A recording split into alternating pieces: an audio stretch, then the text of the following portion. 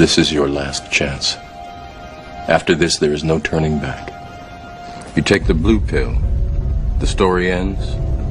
You wake up in your bed and believe whatever you want to believe. You take the red pill, you stay in Wonderland, and I show you how deep the rabbit hole goes.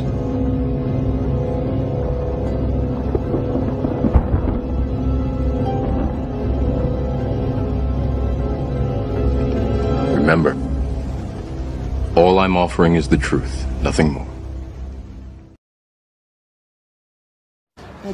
Hi guys, just a quick one. I can confirm that me and Deontay Wilder are in negotiations, very close to being done. Frank told you all on TalkSport this morning, the breakfast show, whatever it was, I'm not too sure. But it is out there now, and I can reveal that negotiations are being very strong for December. We're almost done with this deal, so. But I won't be looking over Francesco Pianetta. He's going to give me the right fight and the right work to prepare me for Deontay Wilder. I've got to flatten him first, and then Wilder, let's dance.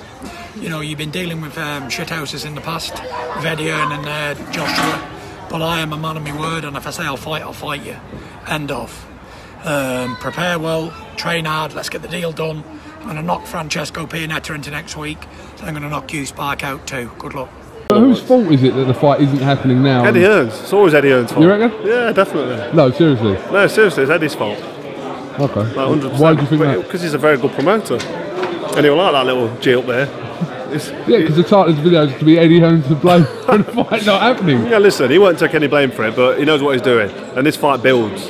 You know, the longer this fight goes on, the bigger it becomes. Are you saying this is strategically done for the fight to specifically happen? No, there's always a few little things that can happen that get in the way, and you can then say, right, that's it now, we can't do it. I think the money was there, wasn't it? The 50 mil was there. And everyone's saying the money was there, what's the problem? But Eddie Hearn's got his plan, his long-term plan for AJ, and in the short term, Povetkin's probably a good call. See what happens with Whyte, and then, you know, see who else has slipped in as a mandatory. You know the game. And then eventually, he'll fight Deontay Wilder, the guy that's dangerous, the guy that could beat him. Are you kind of suggesting that there wasn't really any intention from... Get myself into right. No, I'm asking. There was no intention of that fight happening this September. This is all my own opinion, by the way. By the way, you're entitled to your own opinion. Exactly. I don't know. I think if everything would have stacked up right and Joshua fancied it and Robert McCracken fancied it, the fight would have happened. But between Eddie, Josh and Rob, the fight's not happened for whatever reason. And I don't think it's a problem that the fight's not happening now, because it will be bigger and better when it happens. And I think AJ wins, by the way. Don't get me wrong. Deontay Wilder could beat AJ if he catches him and hurts him and goes for the finish. But for me, AJ's going to get more experience now. He's going to become an even better fighter than what he is. And it's going to be more and more difficult the longer this lasts for Deontay Wilder to beat AJ. So it's all stacked in AJ's favour. To make a deal, you'll make it happen. All I know is that Anthony Joshua turned down a guarantee of $80 million. That was $50 million for a purse and $30 million guaranteed for a rematch. And that wasn't the purses, that was the guarantees.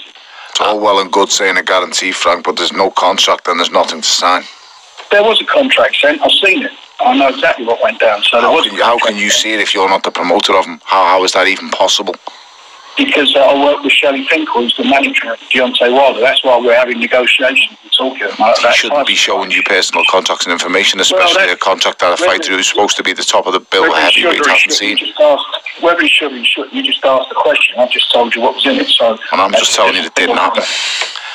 You're telling me because you obviously have seen it, whereas you haven't seen it, whereas I do know it for a fact. I also know for a fact that if a contract was sent with 50 million, he'd have took it. Well, there was 100% it was sent to the offer, and along with the guarantees, along with Showtime guaranteeing as well, Showtime, the US broadcaster. Welcome back to Keep It Raw Boxing. This is Cypher Box. Okay, so look, I'm going to do another video here on Deontay Wilder and Anthony Joshua. It's going to include the likes of Tyson Fury in it as well. Kind of a combined video of recent updates and certain things that have been said and done over the last week or so. Now, I don't get a lot of time to do videos at the moment, unfortunately, and it feels like every time I do a video, it's about this topic. But this is the top trending topic in boxing, and this is what everyone's talking about. There are other videos which I want to put together and put out there, and they will be coming soon, I promise you that. You know, I want to talk about Rigan Dial being back in training. I want to do a follow-up video that I did months ago on the welterweight division. I did a video reviewing the welterweight division, and I kind of want to do an updated version of that. But unfortunately, at this moment in time, you know, when I do get time to make videos, unfortunately, it is about this topic, and it is the hottest topic in boxing. So, do you know what I mean? When I do get time, unfortunately, it's always about AJ and Deontay Wilder. But you know, in a week from now, I've got a couple of weeks off coming up, so hopefully I'll be able to catch up and make those other videos as well.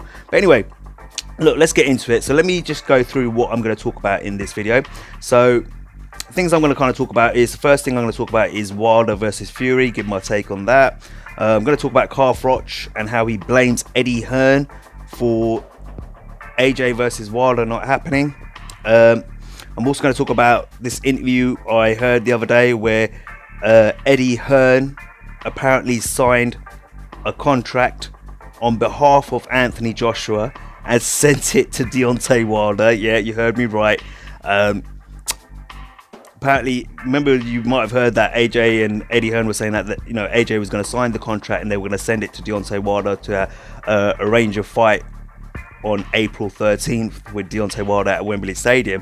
Apparently, Deontay Wilder has come out and basically turned around and said that when they received the contract, it wasn't AJ's contract on the signature, it was Eddie Hearn's. Anyway, I want to talk about that in a little bit of detail. Also, I want to talk about this Talk Sport interview which you just heard a clip from. Tony Bellew versus Frank Warren, them two going at each other regarding the $50 million offer.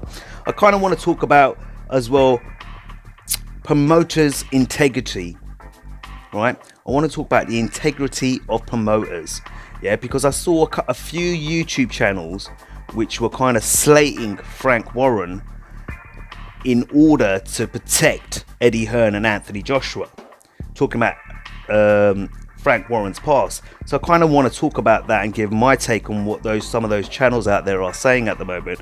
I kind of probably debunk a lot of things they're saying as well. Remember, guys, before I carry on, whatever I talk about, all the links and sources and stuff like that, the links to all the sources that I get my information from, will be in the description of the video, and you guys can have a look for it yourself and make your own minds up and stuff like that. I always do that and provide that, especially when it comes to this topic. You have to do that, yeah. The other thing I want to say is that, before I carry on, is that I get always one or two AJ fans jumping on my video. You know, before it used to be a lot of them, but since I've started putting together sound clips and presenting facts and details and stuff that are kind of backing what I'm saying regarding this whole situation, a lot of the AJ fans still keep jumping on. Some of them are new to my channel. When they jump on and they say, oh, you know, they bring up the old excuses, don't they? Oh, the fight didn't happen because the Canelo Triple G fight was on. Oh, why did Wilder take 4 weeks to sign the contract? You know, all the stuff that you hear, all the excuses that you hear coming from AJ fanboys. All I'm going to say to the AJ fanboys, stop putting that, like, not stop putting that, because you're going to do it anyway, yeah? But if you're going to put that in my comment sections, those sort of questions, those regurgitated Eddie Hearn excuses, that's all you do, you regurgitate his excuses in my comment section, go and watch my other videos and you will get the answer to your questions. Because all those things that you bring up, the signing of the contract, the delay of the contract, the Canelo Alvarez Triple G excuse, all of that stuff, yeah, the $50 million offer, I've broken it down, the timeline that I broke down in my last two videos, when I broke down the timeline in terms of trying to sign the fight for AJ versus Wilder this year, and how Eddie Hearn, you know, deliberately put in delays in place to delay the signing of the contract, etc. WBA and the 24-hour deadline that they set and all that sort of stuff. I've rebutted all these things, yeah? And if you want to answer and you want to hear my point of view on all of those things and the facts that I present to support my case, then go over my videos. I've done a playlist, it's called AJ versus Wilder, it's public, all the videos in there, knock yourself out. But you know what, when you leave these comments, it makes me laugh, because I just think to myself, well, just go watch one of my other videos and you'll hear the answers to your questions. Simple as that. Alright. Okay, so let's start with Wilder versus Fury. Okay, so it's been announced and it's been kind of confirmed by Frank Warren, Shelley Finkel, Deontay Wilder and Tyson Fury that they've been in negotiations. That they've been negotiating a potential fight for December between Deontay Wilder and Tyson Fury. For Deontay Wilder's WBC heavyweight title of the world. And let's not forget, Tyson Fury is still considered the lineal champion of the world. The man who beat the man. That's what you are when you are the lineal champion. You are the man who beat the man.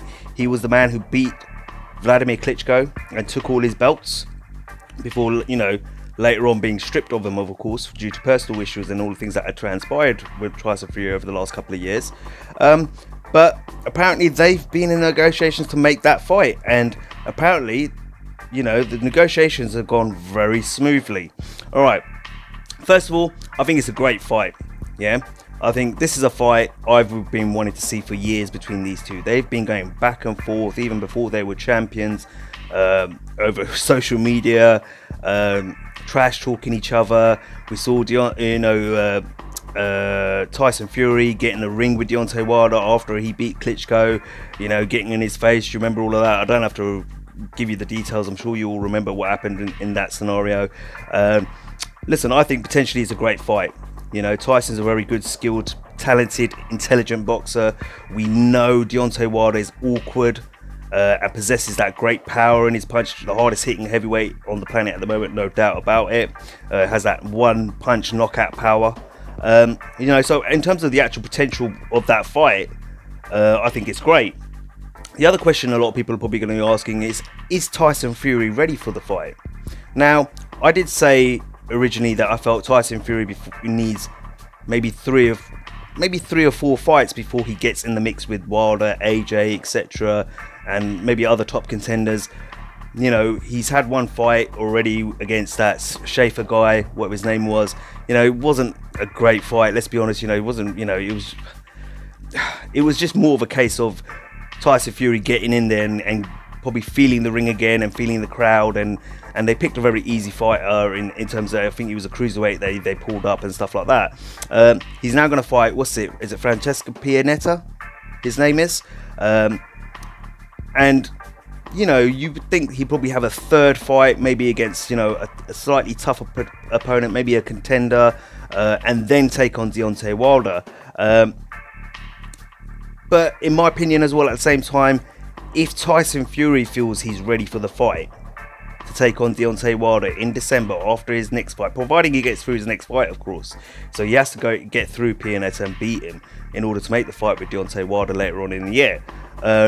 But providing Tyson Fury feels he's ready for the fight, that's all that matters, I suppose, really, in the end of the day. You know, it's like if he decided to fight AJ instead of Deontay Wilder in December, you know, if Tyson Fury feels he's ready, then Tyson Fury feels he's ready. And to be fair, he seems extremely motivated at the moment. He's losing he's losing the pounds. You know, he's cutting his weight nicely. He's looking as the weeks and months go by, he looks better and better in shape, in terms of his shape and his conditioning.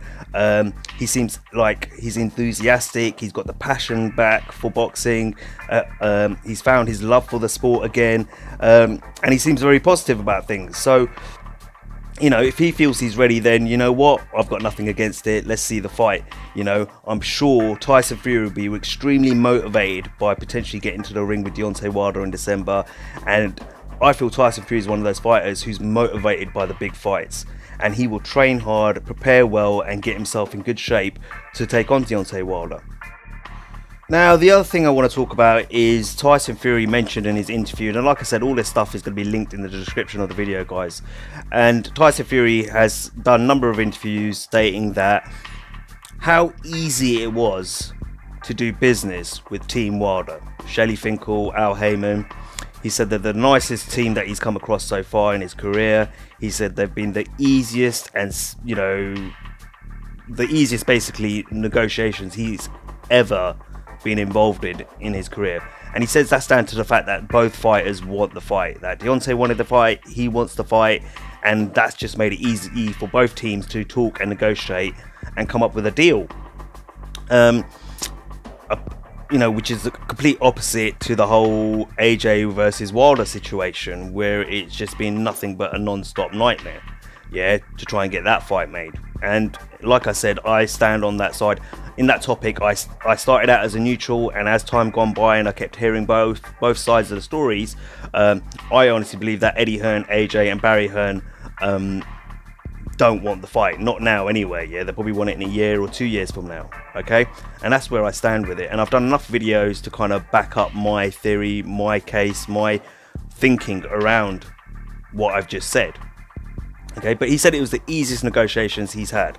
The other thing I'm hearing from a lot of other videos as well that I've watched is that a lot of people are talking about how Deontay Wilder is not going to get any credit for this fight, no matter what, just like he did with Luis Ortiz. And a simple fact, the reason for that is, let's put it this way: if Tyson Fury wins the fight, yeah, and obviously he's a Brit, so I'm probably going to support him a little bit, and I'm going to want to see him win the fight, yeah, okay.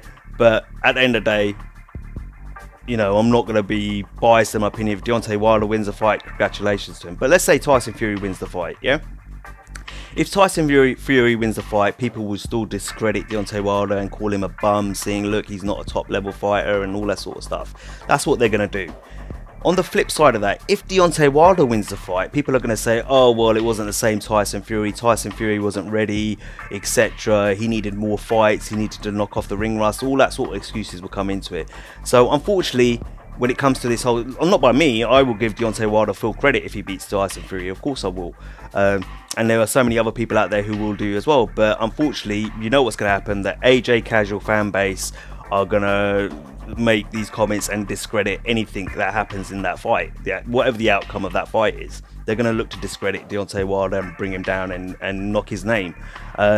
Here's my point on it. I'm going to say it out loud and clear. If Fury wins the fight, of course I'll be happy because he's a Brit. Congratulations to him. I'll still give Deontay Wilder credit for taking the fight. But if Deontay Wilder wins the fight, again, I'll give him credit and pat him on the back and congratulate him for him. I'm not going to make any of these sort of excuses and stuff like that, because as far as I'm concerned, that's all nonsense. If Tyson, like I said, if Tyson Fury feels he's ready, and I think we'll see the best version of Tyson Fury if he goes up against Deontay Wilder, I don't see any problem. And remember, you're going to have to wait till fight night to make that call.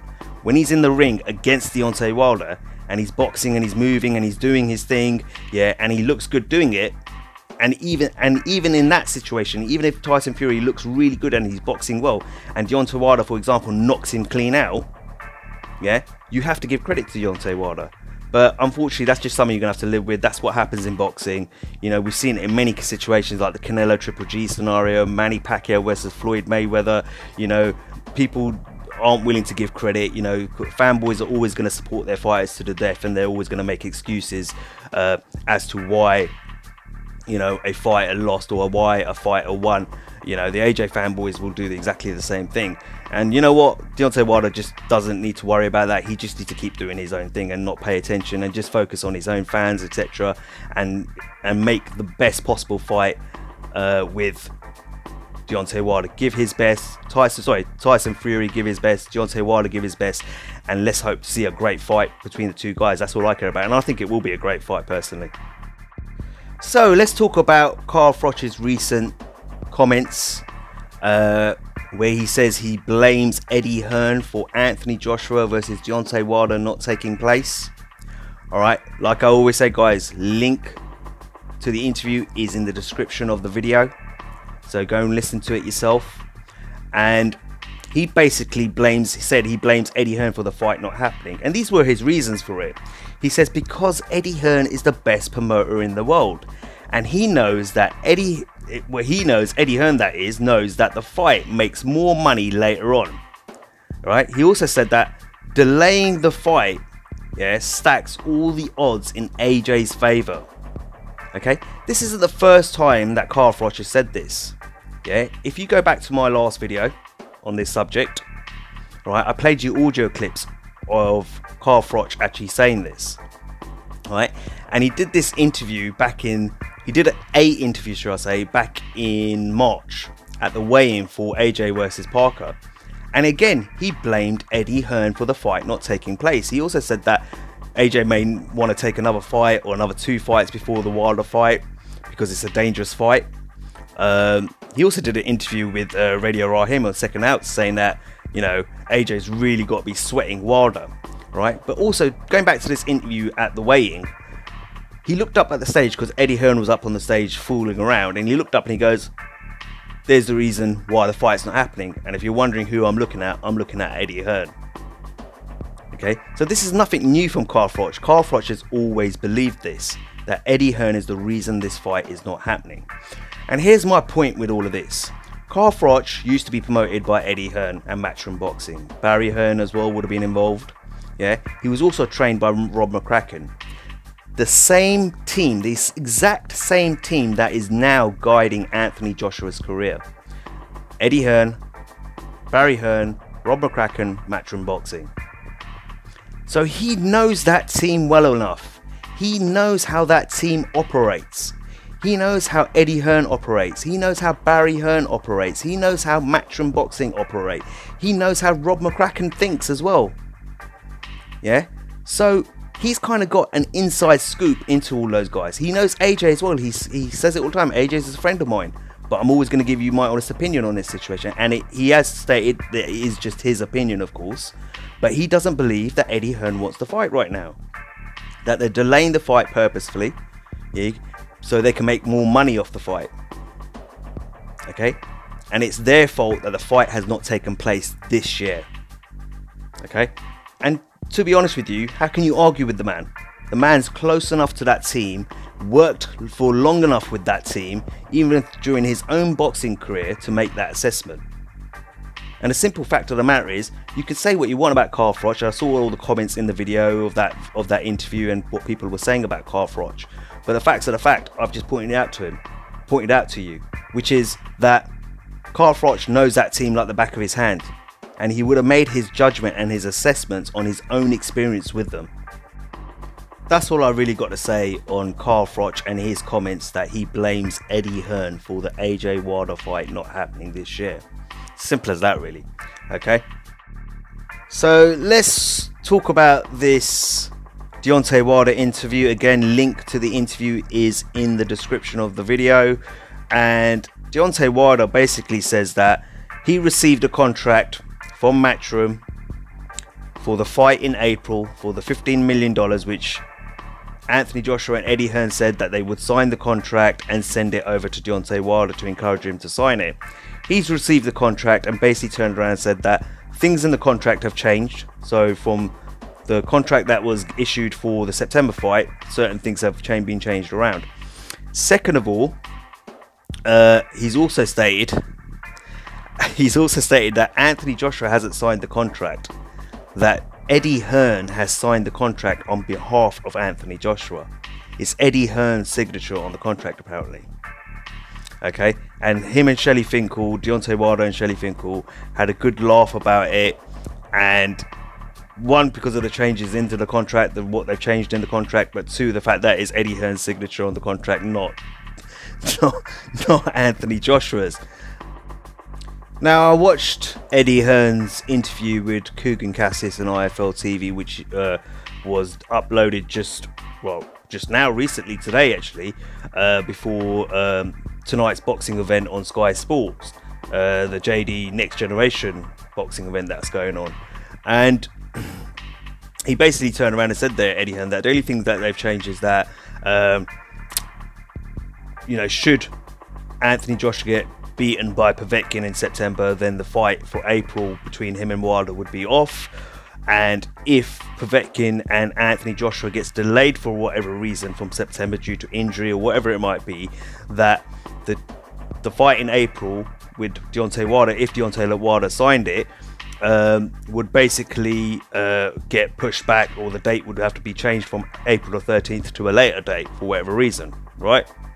Okay, he's saying that the rematch clause in the contract hasn't changed, that if AJ loses, he gets a rematch, but if Deontay Wilder loses, he doesn't get a rematch, which I still think is completely unfair because they're both champions and they're both entitled to a rematch clause, in my opinion. But I'm trying to figure out why Eddie Hearn would sign the contract. Now, a lot of people will say, well, yeah, well, it's a lie, obviously, isn't it? But with Eddie Hearn and the way he's behaving, you know, and the things he said and the way he's contradicted himself, I could actually believe that being the truth. I'm sorry, but I just don't believe the things that Eddie Hearn's saying, because I've picked holes in so many things that he said. You know, I've exposed so many things that he says as contradictions, and how many times he's lied and not told the truth regarding this whole situation between AJ and Wilder. I mean, if that is the truth, then there's no fight in April, because Anthony Joshua hasn't signed the contract. The fighter must sign the contract, not the promoter. Yeah, Eddie Hearn's not fighting Deontay Wilder. He's not agreeing to fight Deontay Wilder. Anthony Joshua is.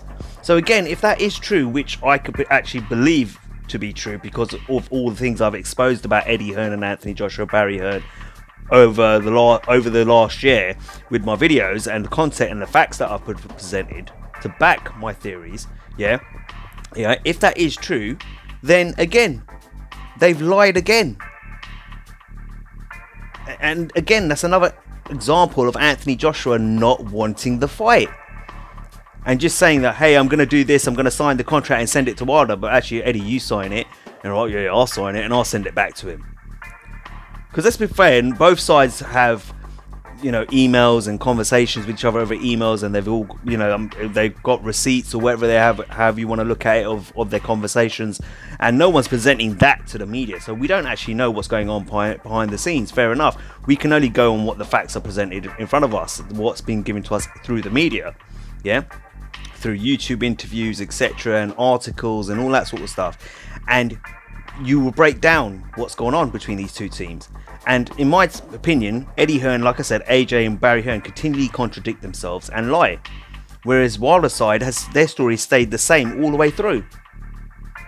And that's why I question Eddie Hearn and Anthony Joshua and Barry Hearn, Team Matchroom, if that's what you want to call them. But again, why, if you haven't put your own signature on the contract, yeah, that's Anthony Joshua I'm talking about, then the fight's not real for April, is it? And you know what? I've said this like about a year ago. I said this. I did a video, and I'm telling you, he will fight Povetkin or Jermell at the end of this year, which has actually happened. He's fighting Povetkin, right? And the following year, he will want to fight Dillian Whyte, and they're trying to push Deontay Wilder to fight Dillian Whyte, because they think that if Dillian Whyte can beat Deontay Wilder, take that WBC strap, Eddie Hearn controls an undisputed championship for the heavyweight championship of the world between two fighters he controls, which basically means he controls all the money and he gets all the money. He's a promoter after all at the end of the day. His main objective is to make money for his company and make profits for his company.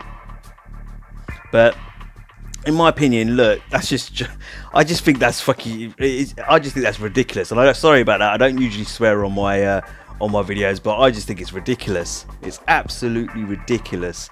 If you know what, and I could actually believe that. And the funny thing is, this interview that Eddie Hearn did today before the boxing event tonight on Sky Sports, he's not once turned around and said, yeah, oh, well, I heard that Deontay Wilder said that I sent a contract with my signature on it, not Anthony Joshua's, you know, and turned around and said, oh, that's not true, by the way, they're lying or anything like that. He's not done any of that. So, and usually he's quick to deny these sort of things and come up with some story or whatever. But he's not in this case, and that's why I actually stopped making this video, because I've watched it while I'm making this video. I thought, oh, what's this? And let me see what Eddie Hearn has to say. And I watched the interview, and he's not actually said anything about, you know, his signature being on the contract, or it's false that his signature is on the contract, that Anthony Joshua actually signed the contract. You know, maybe in a couple of days he will do an interview stating that, you know, once he comes up with a good enough reason and a good enough excuse to kind of, again, you know, fool the AJ fanboys into believing that, you know, whatever Deontay Wilder's saying is bullshit. Who knows? Look, I don't know what goes through Eddie Hearn's mind and Anthony Joshua, but those guys just crack me up. It is what Matchroom are doing at the moment as a team. That's AJ, the Hearns, you know, even Frank Smith, who's the CEO of Matchroom USA. You know what they're doing now, it's like a circus act, in my opinion. It really is. It's getting embarrassing. So let's talk about this whole Frank Warren versus Tony Bellew on TalkSport And in a nutshell, Frank Warren basically said that the $50 million deal was real. He's seen the contract. Not only did Shelley Finkel and Al Heyman guarantee the $50 million deal, but so did Showtime Sports. They were also guaranteeing it. So that kind of explains where the money probably came from with regards to that $50 million deal, or a portion of it anyway, yeah? Okay, and let's not forget Showtime and Al Heyman have been involved in some major fights over the years in terms of profitable turnover with the likes of Floyd Mayweather. Let's not forget that. All right. Okay. Tony Bellew's answer to that was that if the $50 million offer was real and was there, that Anthony Joshua would have taken it. My answer to Tony Bellew is bullshit. He would not have taken the offer. And I'm going to play a sound clip to you guys, and then I'm going to elaborate afterwards. The latest is actually my old man's in New York at the moment. I think he's having a cup of coffee with Shelley Finkel right now. We've gone back, we've improved our offers. The conversations have been quite amicable, they've been quite sensible. They made us a very good offer. Some of the points in that offer were good, some were acceptable, some were unacceptable. But the basic response and decision from AJ, Rob McCracken and the team was that after everything that's been built in the UK, a fight of this magnitude, of this history, should take place in the UK for UK fight fans. No problem doing the next one in America, or if Wilder becomes the A-side, no problem. But that was the decision. Wilder took that on the chin. I think he knew that was going to happen anyway. And now we're negotiating. They made us a very good offer, is what he said. That's the key term that you need to listen to in that interview. Yeah, in that sound clip I just played you. They made us a very good offer. So which offer was that then, Eddie? Would that be the $50 million offer that you're referring to? Yeah? So if, like Tony Bellew said, the $50 million offer wasn't real, there was no contract, so it wasn't real, then how is it Eddie Hearn sitting here saying that they made us a very good offer? So clearly there was an offer from Team Wilder. It was a very good offer from Team Wilder. It was a lucrative offer from Team Wilder, and it was a $50 million offer from Team Wilder. Simple as that. I'll play you another clip because I know what some of you guys are like. What's the situation with Deontay Wilder? What is happening? The fight's going to happen, there's no doubt about it. When? Potentially 95% this year. All it is, right, is that I can't offer you 10 quid and buy your life. Do you know where I'm coming from? You want to know the devil in the details. Isn't it? You're worth more than that anyway. So it's just the devil in the detail. You know, I'm really, really, really interested. You know, there's no like, you can't talk about finances anymore because I'm well aware that there's financial gain in this fight. So let's put that aside and I'll just look at the devil in the detail, because you can't just offer me, you know, a buyout fee. I'm not here to sell my belts and then you take control of the whole show. That's not what I'm about. So put the finance aside. I want to look at the devil in the detail and build this fight to its full potential. And me personally, as I said, I've worked extremely hard because I want it here in the UK, and vice versa, they want it in America. Little things like that, we just need to kind of put the nail in the head. And the brilliant thing, we've got a long time before we can finalise it, because it's potentially going to happen at the end of the year. So we're working on it tirelessly right now, and I'm really interested in that fight, man. We know there's financial gain in this fight. I'm not going to just sell my belts and let you have control of the fight. What he's referring to there is that the $50 million offer is the financial gain. He doesn't want to sell his belts, and he doesn't want them, to Team Wilder, to have control of the fight. Because if they're putting up all the cash, which is the $50 million offer, then they're going to want control of the fight. And they didn't want Team Wilder to have control of the fight, which means AJ clearly knew that the $50 million offer was real with what he just said there. Clear as day. He's just said that right there. You just heard him say it. All right. Now, a lot of people were whining and moaning and saying that, oh, it's Wilder's fault the fight ain't happening. It took him 4 weeks to accept the offer and blah, blah, blah. Well, let me let you in on something. Deontay Wilder made the $50 million offer on April 23rd. The first article came out on May 27th when Anthony Joshua had decided that he was not going to take the $50 million offer, that he was going to have the fight in the UK for the UK boxing fans. April 23rd, May 27th, from April 23rd to May 27th, that's just over 4 weeks. Stop using that as an excuse, guys. Not only that, why would you take 4 weeks making a decision on a $50 million offer that apparently isn't real? Why would you take that long to decline that offer? You would just say it straight away. We're saying no because we don't believe the offer is real. The fight's happening with us in the UK. Simple as that. And that would take 1 day to answer that question, to reply to their offer. Wouldn't it?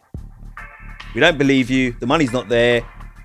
Sorry, we're not going to even contemplate this idea, this apparent offer you're making us, because we don't believe it's real.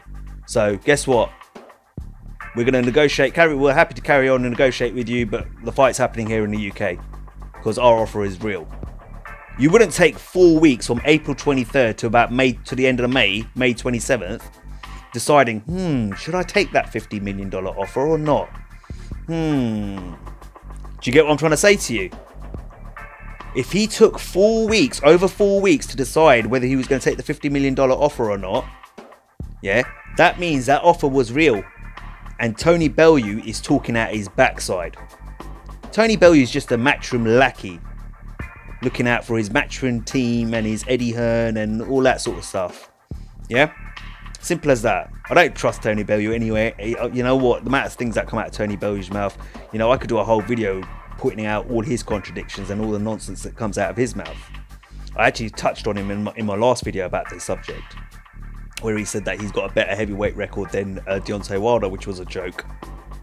And I laughed at that. Okay? So, clearly, Tony Bellew is talking out his backside. But, you know what? Let's play you another clip, because you guys, you know, you guys don't really like to accept the facts that I present so many times. You actually ignore them and come up with other nonsense and excuses as to why this fight's not happening and why it's Deontay Wilder's fault. But anyway, let me play you another clip. Any update with Wilder? Yeah, I think the fight's going to happen for sure. Yeah? Confident? Yeah, very confident. 50 mil, baby? Yeah. But I ain't selling my soul for 50 mil. Okay. You know what I mean? Okay. That's where I'm coming from. We'll keep us updated on what's going on. Yeah. Have you heard anything from Wilder? Well, only what Eddie's saying every day. That's, you know. What from their side? Literally everything we hear is about what's going on is from what Eddie Hearn's saying. So, but you're confident that'll be your next fight, or? Very confident. Is this a view to a 2-fight deal? No, there's rematch provisions in there, but we don't. If Wilder becomes the A side, we have no problem going to America. But Josh just felt that this fight should take place in the UK, as we all did. And actually, when we look at the numbers, with a big American TV partner, it is less than the $50 million offer, but potentially not that much less. So I'm glad we've worked it. Now I could go on like this, playing clip after clip after clip. Yeah, I've done it before in all my videos. You know what? It's getting a bit boring, and not only that, it's getting a bit too easy now. Yeah, when I'm making my videos in terms of making my point. But you had Eddie Hearn there. When you think about it, you know, is their $50 million offer more than ours? Yeah, potentially is, but not by much. So you just admit there was a $50 million offer. Anthony Joshua, you know, is the Wilder fight going to happen? Yeah. Kugan Cassius, 50 million, baby? Yeah, but I'm not going to sell my soul for it, though, you know. How are you selling your soul when you ask for $50 million? Do you get what I'm trying to say? There's clear examples of where that $50 million, they have admitted themselves openly that that $50 million offer was real. So Tony Bellew is talking out his backside. Yeah, and then they later on at the DAZN press conference in the US, you know, the opening press conference, tried to again say that, oh, the 50 million didn't exist. See what I mean? Contradictions, back and forth, back and forth. They do it to themselves. They drop themselves in it all the time. It's not just Anthony Joshua, it's Eddie Hearn and Barry Hearn too. You know, and lackeys like Tony Bellew. So again, once again, I've proven my point. The $50 million offer was real. You heard it yourself. Okay, Okay, so let's move on to now where I said I wanted to talk about the integrity of boxing promoters. Right? Now there's YouTube channels out there. There are some YouTube channels out there who at the moment are pushing the narrative that Frank Warren isn't to be trusted because of Frank Warren's past. Yeah, and what they're referring to is when Frank Warren's been taken to court by his fighters, or Frank Warren himself has taken fighters who have wanted to leave him to court, etc, etc, etc. Alright, and these channels have emphasized that, only that point, and turned around and used that to try and protect Eddie Hearn and Anthony Joshua by saying, when have you ever seen Eddie Hearn being taken to court by one of his fighters? When have you ever seen Eddie Hearn taking one of his fighters to court? Etc, etc, etc. Right? Okay. Now, when you're trying to discredit an individual, yeah, and you're claiming to be a channel that's objective, impartial, and unbiased in your views, you have to give the whole big picture of everything. You have to question the entire integrity of that person, not just a small element of what they've done in the past. Now, here's my take on all boxing promoters, and I've said this before. Can any boxing promoter out there be trusted? No. Yeah? All boxing promoters have dirt under their fingernails, including Eddie Hearn. Okay, just because Eddie Hearn hasn't been taken to court by one of his fighters, or he hasn't taken one of his fighters to court, he has been tied up in any sort of legal battles with fighters and stuff like that, doesn't mean Eddie Hearn's integrity can't be questioned. Because there's other things that Eddie Hearn does, yeah, like, for example, his responsibility as a promoter in terms of his duty of care for his fighters, yeah, in terms of their health, their mental states, etc, and stuff like that. That's down to him to protect his fighters in that situation. Yeah. Not only that, standing up for his fighters when they're being attacked for something they haven't really actually done. Okay. And I'm going to use some examples here, because some of these channels, although those channels were saying, oh yeah, of course, you know, there are things about Eddie Hearn you can question, you know, but, you know, when have you ever heard about him going to court with one of his fighters? Do you see what they're trying to push? That Eddie Hearn has done naughty things, but it's not as bad as Frank Warren. You know, let's be honest. You look at promoters around the world. Could you trust Oscar De La Hoya? No, probably not. Could you trust Bob Arum? Probably definitely not. You know, I'm quite critical of Bob Arum over the years. Right? Barry Hearn, his past? Definitely not. He's been dodged too. Yeah. Frank Warren, definitely. You know, there's things about Frank Warren that I could pick apart in terms of what he's done in the past. And in the last few years, or while Eddie Hearn's emerged, yes, there's things about Eddie Hearn you can actually pick apart about him in terms of his integrity when it comes to the sport of boxing and the care of his fighters. He may not have been taken to court by any of his fighters or taken his fighters to court, but he has done things that are questionable. And it's interesting how these channels have, you know, tried to make out. It's very clever how they do it. It's very clever, I have to admit. Yeah. So they make it out like they're impartial and saying, oh, Eddie Hearn's not clean. I'm not saying Eddie Hearn's a clean promoter or anything like that, or a clean manager, you know, but Frank Warren, oh God, he's worse. He's done this. He's done that. Do you get what I'm trying to say? So they spend about 2 seconds talking about Eddie Hearn and saying that Eddie Hearn's not clean, and then spend about 10-15 minutes talking about Frank Warren and his past. All right. So I'm going to talk about a few things about Eddie Hearn. First of all, is Frank Warren a promoter who's done things in the past that's questionable? Absolutely. Yeah, absolutely. Yeah. I remember when I was a kid, Nigel Benn versus Gerald McLennan. And that fight ended in tragedy. Yeah. When it was a tragic ending to that fight, where Gerald McLennan had to be taken to hospital. He's now, since then, he's now mentally and physically disabled. His sister has to look after him. And I remember watching the documentary on that, and from what I found out, Don King and Frank Warren only paid Gerald McLennan like $250,000 for that fight. That was it. You know? That was it. And that was the end of his career. He wasn't going to get any more money coming in. So yeah, there are things I could question about Frank Warren, but are there things that I can question about Eddie Hearn and his integrity? Absolutely. And I'm going to give you some examples of this.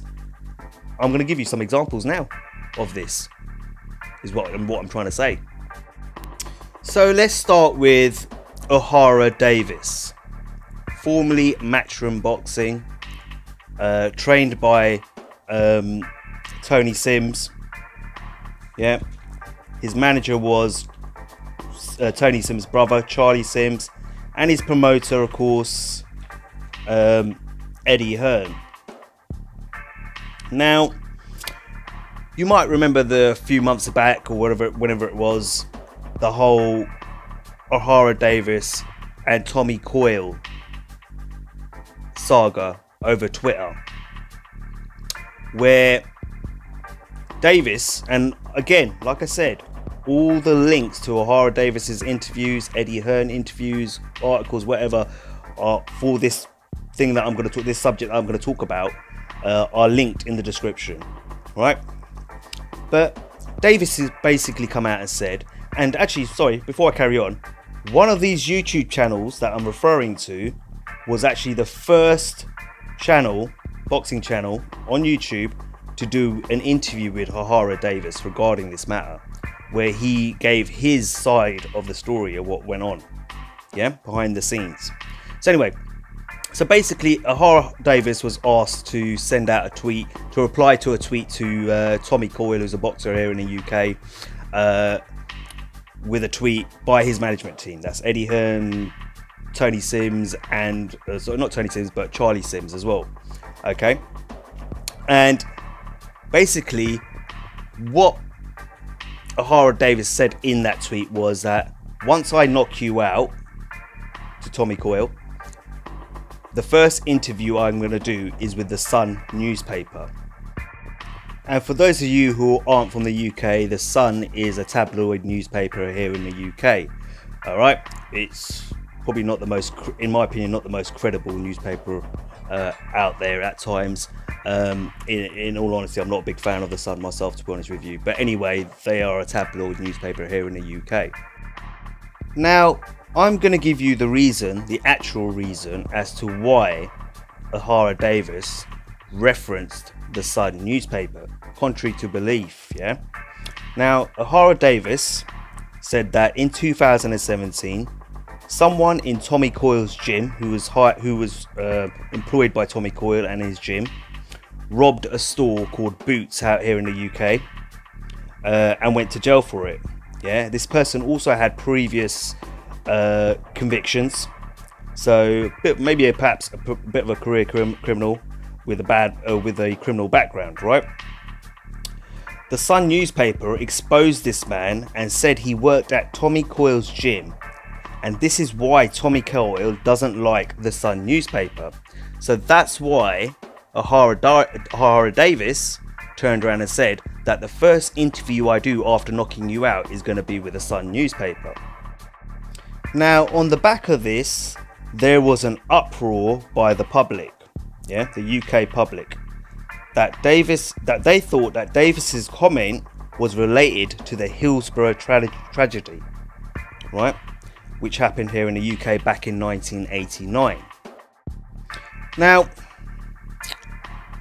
listen, look, what happened at Hillsborough was an absolute, like I said, it was a tragedy, yeah? Okay, this was the case of where 96 Liverpool football fans lost their life, yeah? I don't want to go into too much detail about it because there may be some people who are listening to this, and I don't kind of want to upset it because it is still a very sensitive issue. Of course it is. And if you've watched football long enough here in the UK, or if you're as old as I am anyway, you will remember what had happened and what transpired back in 1989 at Hillsborough with the Liverpool football fans, yeah?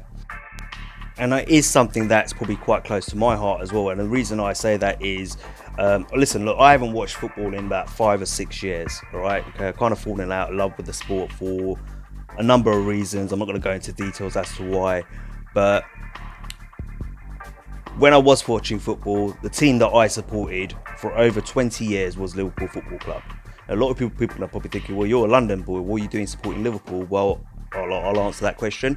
My mum had a younger cousin who was a lot older than me though, and I kind of looked up to him and really got along with him, and he got me into football.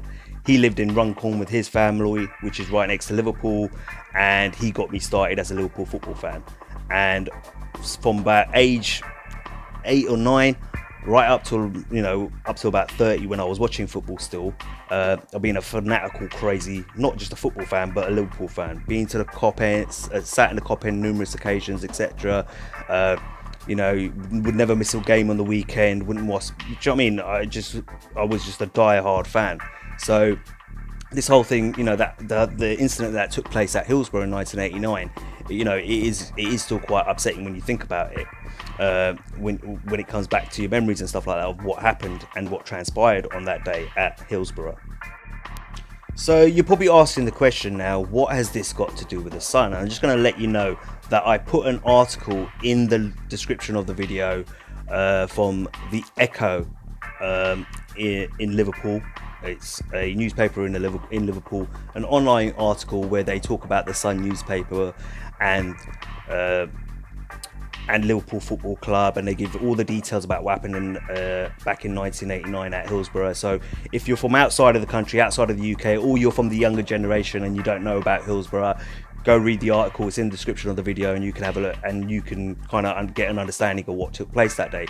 But the Sun newspaper basically back then made some false and disgusting allegations against the Liverpool fans that day. Yeah, and I'm not going to repeat what they said in that that bullshit of a lie article that they put together back then. Trying to keep my emotions in check here a little bit. Regards to what the Liverpool fans what they were telling everyone through their article, what the Liverpool fans, their behaviour was like. It was absolutely disgusting what the Sun newspaper had said, all the lies, all the filthy lies they had come up with. It was absolutely disgusting, and they got this information from the Yorkshire police, and the Yorkshire police were actually the ones who were at fault for these Liverpool fans who lost their lives, and they were trying to cover their fault up, their mistake, trying to alleviate the blame from them by spreading these disgusting lies and rumours about what the Liverpool fans had been doing that day, and during the actual tragedy itself, the incident when it took place. And the Sun newspaper took the Yorkshire Police's statement and their story, and they put it out in an article. And they never really denied it or apologised really for it and said that, oh, sorry, there's no real truth to this, it was our fault. They didn't put their hands up to it. But anyway, it was disgusting what they said, right? So as you can imagine, that is a very sensitive subject, especially in the city of Liverpool, because the city of Liverpool have, they especially the 96 families of those fans that lost their lives that day. It's a sensitive issue, you can imagine, right? But like I said, the link's in the article, go read it up yourself and you can school yourself on that situation of what happened that day. All right, but basically, somehow, what Ohara Davies said to Tommy Coyle in this tweet, where he said that once I knock you out, my first interview is going to be with the Sun newspaper, was somehow, apparently, the public took it as it was related to Hillsborough. His point is that Tommy Coyle is not even from Liverpool; he's from Hull. Yeah. So clearly there's been some sort of misunderstanding here, etc. with that whole tweet that Ohara Davies had put out. Davies also turned around and said that, what does my tweet have to do with what happened in Hillsborough? Yeah, his points were that, one, Hillsborough happened before he was born. You got to remember, he's very young, yeah? He's in his early 20s, so he wouldn't even been born when that had happened. Yeah, okay. Two, he says he doesn't know anything about football. Yeah, he doesn't even watch football. Yeah, so if you don't watch football or don't know anything about football, you're not really going to know the history of the sports, the good and the bad, which I can kind of understand. So when people have turned around and said that, well, he should have thought first before putting out that comment about the Sun newspaper, even if it wasn't related to the Hillsborough incident, he should have known. But how's he supposed to know if he doesn't watch football? Do you know what I mean? How many, in all honesty, how many kids from this generation now actually probably know about the whole Hillsborough incident? You know, in Liverpool they probably do, and the Liverpool fans do, the Everton fans do, and stuff like that. I don't doubt that, yeah. But you know, there are probably quite a few of this generation that don't know about the Hillsborough incident. You know, even the ones that probably watch football. You know, so how's someone like Ohara Davies, who's never watched football in his life, who's never been into football, who's never played football, who's never followed football, supposed to know about this incident? Do you know what I mean? I kind of get where he's coming from. So people can throw that at him as much as they want, but at the same time, he wasn't aware of it. Yeah, you could call it ignorance, fair enough, but I don't think he genuinely meant. He didn't mean it in that way. He meant it in the way he meant it, which is that Tommy Call doesn't like the Sun newspaper because they exposed something about his gym, and that's why he made that comment. Now, a lot of people probably wouldn't have said what I've just said about Ohara Davies and his understanding about the Hillsborough incident, etc. Because let's face it, Ohara Davies isn't very liked. He's extremely disliked here in the UK. He's not a likable character by most. You know, he's had his issues with Liverpool boxing fans. Let's be honest. You know, if you go when he was on the undercard for the Haye Bellew first fight, and when they went up to Liverpool for the press conference, he was kind of rubbing the Liverpool fans up the wrong way. They were giving him a lot of stick, and in return, he was giving them a lot of stick back as well. So he's got a bad relationship with the Liverpool fans, of course. So I suppose maybe that's where it's come from, where people think, you know, it was related to Hillsborough. It wasn't. But again, like I said, Tommy Coyle's not from Liverpool, he's from Hull. But, you know, Ohara Davies believes that, you know, that this, you know, because he's disliked by many, his tweet was twisted to make him look bad. Yeah, and people jumped on the bandwagon because they saw it as an opportunity to kind of make him look bad and have everyone attack him, and, you know, and basically just kind of ruin his reputation, I suppose, in a sense. He also went on to say in his interviews that, you know, no one stopped to think that Tommy Call isn't from Hull, and not from Liverpool. He also said that he apologised if anyone was offended by the tweet, but it had nothing to do.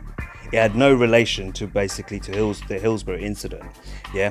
He also said that he felt some certain individuals in the boxing community encouraged people to believe that his tweet was related to Hillsborough, like Tony Bellew, who tweeted him. And I remember seeing that tweet. I can't remember exactly what he said, Tony Bellew, to him, but he said something to Ohara Davies, which in a tweet, which kind of encouraged people to believe that, oh wow, it is actually about Hillsborough that he's referring to, when actually, you know, Ohara Davies wasn't referring to Hillsborough. And if I was Tony Bellew, to be honest with you, I know Tony Bellew might have maybe jumped to conclusions and been a bit emotional, and I can understand why, but Tony Bellew should have probably really sent a personal DM to Ohara and saying, mate, what are you referring to when you're talking about this Sun newspaper? Because you do realise that you may offend a few people with this comment if you don't clear this up properly, because, you know, some people are going to think that you're referring to the Hillsborough incident. And he may have turned around and said, well, what Hillsborough incident? What is Hillsborough? I don't understand, Tony. Mate, go look it up, Google it now. Do you understand?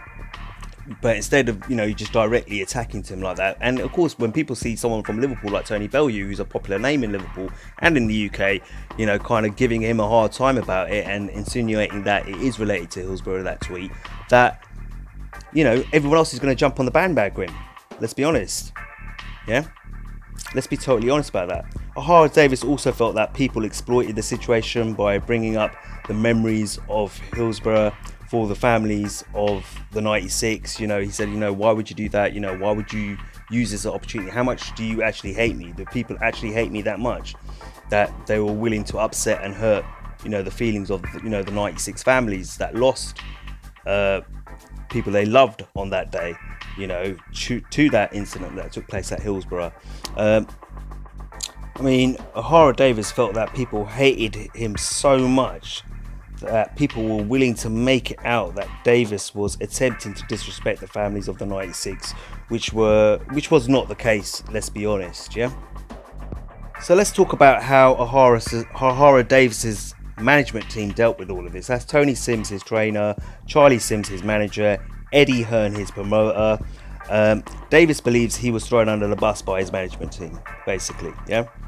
Davies's manager publicly came out and said that Davies was banned from the gym and all commercial activities, and said that we don't condone what Ohara Davies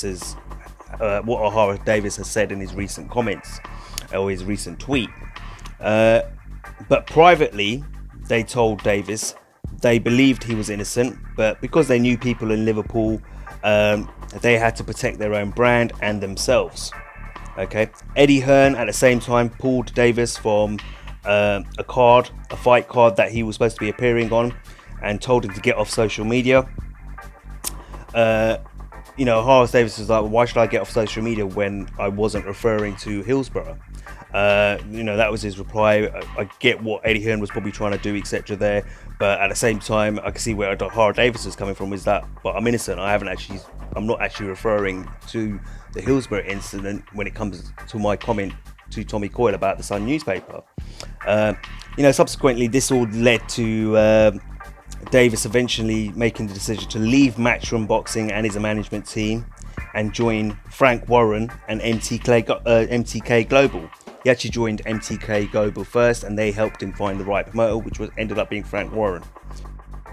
But also what Ohara Davies has said, that it was his management team and his promoter who were the ones who were always egging him on to send out these tweets, to put out these tweets, to make fights, to build hype for fights, you know.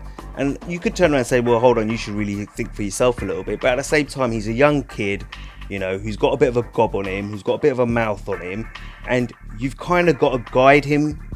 That's your job. That's what that's what you're paid for as a management team. You're there to guide him so he doesn't make mistakes like that, or, you know, where he may, you know, step over the line with his comments over Twitter. And I'm not talking about this Sun newspaper comment. I'm talking about things that he might have said in the past as well. My question is that, you know, where was the Matchroom PR team to kind of clear up this misunderstanding for Ohara Davies?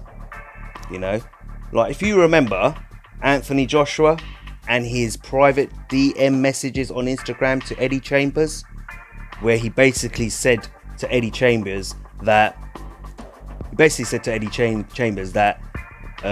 you're a disgrace to the black race, for example, yeah, which the Matchroom PR team quickly ran out, along with Eddie Hearn, out to the public and said, oh, Anthony Joshua's social media accounts, all his social media accounts had been hacked.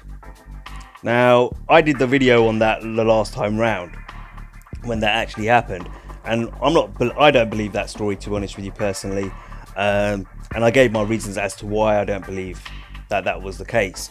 I'm not going to go into it now, but the point is the PR team for Matchroom was straight out there defending and clearing up this issue that AJ had with Eddie Chambers over Instagram.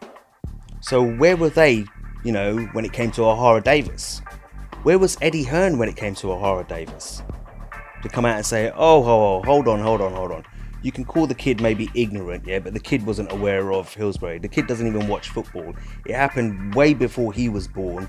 He doesn't watch football. He knows nothing about football. He knows nothing about the history of football, especially here in the UK. So please don't get offended by what's being said, because it's not directed at the Liverpool fans or the Hillsborough incident.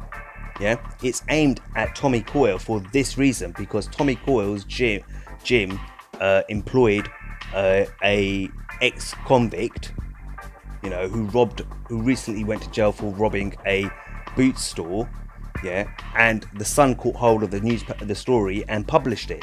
That's why Tommy Coyle doesn't like the Sun. So that's why Ohara Davies turned around and said, when I knock you out, the first interview I'm going to give is to the Sun newspapers. So guys, please calm down. He's not referring to Hillsborough. You know, you could have done that. Why didn't you do that? Do you see what I'm saying? But instead, you threw the poor kid under the bus, you know, tarnished his name even more. I know people didn't like him anyway, let's be honest with you. So it wasn't that easy, it wasn't that difficult to do that to him anyway. But they threw him under the bus and said, here you go, out on the street you go, kicked him out on the street, threw him under the bus and closed the door and left him out there on the middle of the road. You know, where was the protection for the kid? Where was the PR team? Where was Eddie Hearn? Where was his matchman team? Where was Matchroom Boxing? Yeah, I think that's pretty low, if you ask me, to do that to a kid. You know, and you know, with such a sensitive issue like Hillsborough, keep allowing people to believe that his comments were about the Hillsborough incidents when it wasn't. Your job as a manager and a promoter and a promotional company is to protect your fighters in those situations and clear up any misunderstandings that there might have been. But they threw him under the bus. You know, and this is where I'm talking about, going back to talk about one of these YouTube channels. Yeah, one of these YouTube channels was one of the first ones to do this interview with Ohara Davies, where he gave his side of the story. But this is one, it's also one of those YouTube channels that is now turning around and saying that, well, you know, Frank Warren can't be trusted, but Eddie Hearn's, you know, near enough a cent, but not quite the same, if that makes sense. Do you get what I'm getting at? There are other scenarios that I could talk about with Eddie Hearn and fighters, you know. Let's look at some of them, yeah, right? Look, let's look at Josh Warrington, who left Matchroom Boxing and Eddie Hearn and went to Frank Warren and BT Sports and Box Nation. Let's look at Lee Selby, who left Matchroom Sports and Eddie Hearn and went over to Frank Warren, again, BT Sports and Box Nation. Do you know what I mean? Do you get what I'm trying to say? There's fighters who have left Matchroom to go over to the other side as well. It's not just the other way. It's not just one-way traffic. Yeah, let's talk about Carl Frampton. Carl Frampton used to be signed for Matchroom Boxing, yeah, when he first started out. Barry McGuigan was his manager, and then Frampton eventually left Matchroom because Barry McGuigan wanted to be a joint promoter with Eddie Hearn when it came to Carl Frampton. And again, links in the video to those articles. And then obviously Carl Frampton, eventually left Matchroom, started up Cyclone Promotions with Barry McGuigan. Eventually they fell back out and he was once again a free agent. Eddie Hearn showed interest in re-signing Carl Frampton, and Carl Frampton, he decided to choose Box Nation and Frank Warren and MTK Global. He decided not to sign up again with Eddie Hearn, yeah. And there's an article about how Eddie Hearn says he was interested. I've linked it in the description in signing Carl Frampton again. I've linked it in the description again. And at the end of that article, this is what Eddie Hearn had to say: "I don't know if he likes me," he means Carl Frampton, "but we don't have to be friends. I can give him the big fights he wants and bucket loads of money as well." Well, I think the key term in there is that I don't know if he likes me or not. Well, clearly, in my opinion, I don't think Carl Frampton does like Eddie Hearn, and that's why he signed with Frank Warren. Yeah, so even Eddie Hearn has had examples where he's treated his fighters poorly. Yeah, let's look at who else there? Dave Allen, right? Now, Dave Allen was put into a fight with Nick Webb, which last Saturday night on the Whyte Parker undercard. He was put in a fight with Nick Webb a month after taking a hellacious beating from Tony Yoka. Yeah, a month later, after taking a beating, he was put back into the ring. Yeah, why? Because Eddie Hearn had a number of fighters who dropped out on the undercard for Whyte versus Parker, and he needed to make that pay-per-view work. So he got Dave Allen, who a lot of people enjoy watching Dave Allen fight, and he got him to fill one of those gaps on the Whyte Parker undercard. You know, and this is because fighters had dropped out, like Kell Brook, etc. I think, who was it? Sam Eggington as well dropped out.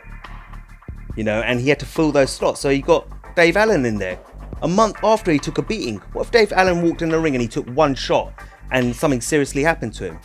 Something that, you know, the doctors haven't picked up on. Do you see what I mean by duty of care? So this is what I'm talking about. He did that because he has to protect his financial gain from the pay-per-view. So like I said, you know what? There isn't a promoter alive who's who hasn't got dirt under their fingernails in some way or form. So these YouTube channels who are pushing this narrative, trying to make it out like Eddie Hearn's, you know, he's not perfect, but he's not bad. But, you know, Frank Warren, oh my God, he's despicable. You know, he's unworthy, he's untrustworthy. You can't trust him from as far as you can throw him. Oh, you know, I don't trust Frank Warren at all. You know, I'm not saying Eddie Hearn's perfect, but I don't trust Frank Warren. Do you get what I'm trying to, do you see what I'm trying to say? Well, I've clearly shown you examples of that. Eddie Hearn's just as bad. Like, don't get me wrong, like I said, Frank Warren's not perfect. I gave you an example of the whole Jermall McLennan situation against Nigel Benn and what him and Don King did at the end and how much they paid Jermall McLennan. And there's plenty of other incidences like that, I'm sure, in the past. But every promoter has these problems. Every promoter has this sort of past. Every promoter has dirt under their fingernails. Okay? And my other point is, I'm going to say, is that what has this got to do with AJ versus Wilder? What has Frank Warren's past got to do with AJ versus Wilder? Let's be honest. Yeah, because you can say the same thing to me. What was Eddie Hearn's past and what things he's done in the past and what he's done to Ohara, Davies and other fighters got to do with AJ Wilder? Absolutely right. I was just using it as a way to counter what those YouTube channels were saying. The simple fact is, when it comes to AJ versus Wilder, yeah, you ignore everything else that's happened in the past with these promoters and stuff, and you need to look at that situation itself. Okay? You have to look at that situation itself and weigh out who you believe more, Shelley Finkel or Eddie Hearn. Who's being consistent with what they've been saying and who's being contradictory in what they've been saying, and outright blatantly pulled up on lies that they've been saying. That is Team AJ, Eddie Hearn and Barry Hearn. They're the ones. Do you get what I'm trying to say? Who have been consistently contradicting themselves, yeah, and spitting out lie after lie. They've never stuck to the same story, whereas Team Wilder have always stuck to the same story, and that's why I don't believe Eddie Hearn, AJ or Barry Hearn. And that's what you need to do when you're making your decision. You could choose whoever you want. It's up to you end of the day, yeah? Right, I'm giving you my opinion and my take, and I'm breaking it down with facts. Yeah? You can say whatever you want. You can pick whoever you want. You can slate me. You can tell me my videos are shit. I don't care. Right? But end of the day, all those things that those YouTube channels have been talking about Frank Warren lately, yeah, have no relevance to actually what's going on with the AJ versus Wilder saga. Talk about that story itself and the facts within that story. Who's being consistent in what they're saying and who's not? Who's contradicting everything they're saying and who's not? And you will find, from, if you watch my videos, go watch my videos. I have a playlist, like I said, put together, AJ versus Wilder. All the information's there for you. I've broken it down many times. And you will see that Eddie Hearn, Barry Hearn and Anthony Joshua don't want this fight with Deontay Wilder. Not yet anyway. They want to time it when it's perfect for them. Financially, and obviously when the odds are in the favour of Anthony Joshua winning the fight, guaranteed. Near enough guaranteed. There's no guarantees in the ring, but you know what I mean. Right? To be honest with you, I wasn't expecting the video to be this long again. It has turned out to be a long one again. But look, that's where I stand in my opinion when it comes to this AJ versus Wilder situation. I still have the same train of thought until something comes along that changes that. Yeah, I'm going to keep saying what I'm saying, what I've always been saying. And so far, I've been right with everything I've said. No matter how much people want to deny it and call me an idiot and call me all sorts of names under the sun. End of the day, I've proved it on many occasions. Alright, now before I give you my signature sign off from the video, just want to let you know, stick around after that, because I'm going to play you 2 audio clips. One is an interview from Barry Hearn, which was done earlier this year, and one was from Anthony Joshua back in October 2017. And I think these 2 audio clips of these interviews sums up the whole AJ Wilder saga perfectly. Yeah, because what they say in these 2 audio clips is exactly how it's playing out when it comes to AJ versus Wilder. Alright guys, that's all I've got for you on this one. As always, like, share and subscribe. Until next time, this is Cypherbox reminding you to keep it real. It's too early for Wilder to fight Joshua, really, but in the absence of no one else, I think it will happen quite soon. Probably sooner than I would like. I would like to see it happening in 2 years' time, when they're both huge and we're talking about $1 billion income and not $100 million income. And by the way, it doesn't do $100 million today, despite, you know, the truth of it is, if you want to listen to bullshit, fine, listen somewhere else, but I'll tell you the truth, it probably does $60 million. But still a lot of money. But it could do $600 million if they both stayed undefeated. Well, it has to happen if both of them stay unbeaten. There's always a risk that there was a risk with Manny Pacquiao and Mayweather that someone got beaten. Fight fans, traditionalists, people that have been there, loving boxing forever, are so massively outnumbered by casual fans that you listen to them, but you don't really listen because you have a plan. And we have a plan for Joshua, which makes him a billionaire. Not a millionaire or a multi-millionaire, but a billionaire. Manny Pacquiao Mayweather took place at the right time, but frustrated people for years about why wasn't it happening. But when it did happen, it was hugely mega. Daniel Taylor, if AJ wins, who would you pick next? Wilder at Wembley? They want me to fight Mike Tyson, Wilder, Mike Tyson again, Wilder again, Tyson Fury, put him in under the knife, chop him up a bit, get him back to fighting weight, back to Wilder. But you know what, right? This little devil on my shoulder, the fighting man, says Wilder at Wembley, boom. And then this devil on my shoulder, the manager hat, says, what's best to guide my career? So it's playing devil's advocate, putting them together and seeing what works out best for my career. Do you know what I mean? But so, Wilder at Wembley? It depends. I think if it's pushed that way, it has to happen. And I just think, I'm going to do things my way, innit? If Wilder works, we're going to make it happen. If Wilder isn't the right opponent for next year, then we'll put it back on into 2019. But I'm just going to do things my way. People just can't rush my career. That's one thing I've learned, is that I've got a career, I need to map it out. I'm going to take fights at the right time for me. And yeah, if it's next year or the year after or the year after, when I fight him, I'll be in a position to beat him. I'm happy with the pace, definitely, because we wouldn't be here, do you know what I mean? And we wouldn't be talking about these fights. But it's being realistic about where I'm at and understanding that this is a career as well, because who knows? Who knows? Do you know what I mean? I could take that fight next year and it might not have been the right time. I may have needed another 2 months. You know, as I said, the fighter on my shoulder says, let's rock and roll. The coach on my shoulder says, you know what, Josh? You know, you need to just work on a few more things before you take a fight like that, because when it's all said and done, all that matters is that win. All that matters is that win. Not the fact people say, oh, he didn't fight him here or he didn't fight him there.